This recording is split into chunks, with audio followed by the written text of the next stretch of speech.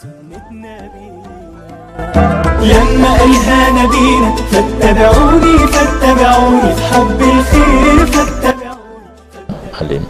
Kemudian murid daripada khusumah ilmu.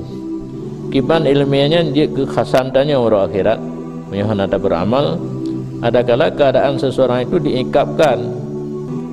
Enggaknya na ilmi tapi kesiksa aja karena hana berlaku seseorang di atas muqtada ilmunya.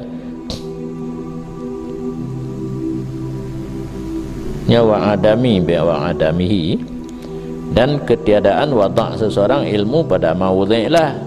Wudhi ilmu untuk beramal. Nyokan untuk penyan puduk kitab ruang tamu kan. Ya wajib beliau kitab belele pegak mari belagak ruang tamu waktu tu dari geblau sampai mati hentam gelap gemat nah hai waktu keculok lah mari sampai gemat hana robot faka'anal ilma waktu kelaganya ilmina hana gewadak pada tempat dro iaitu beramal seolah-olahan ilmu ada ya ilmu itu jadi khasam baginya karena keadaan seseorang itu disisakan karenanya ilmu bahkan 2 kali well dia kan.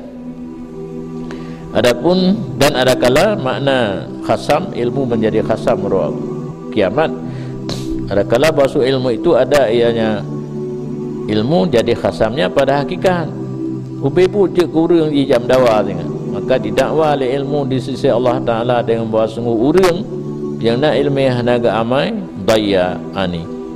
Disia-sia ia kalun kun ilmu walam yuaddi haqqi tidak menunaikan ianya akan hak lun.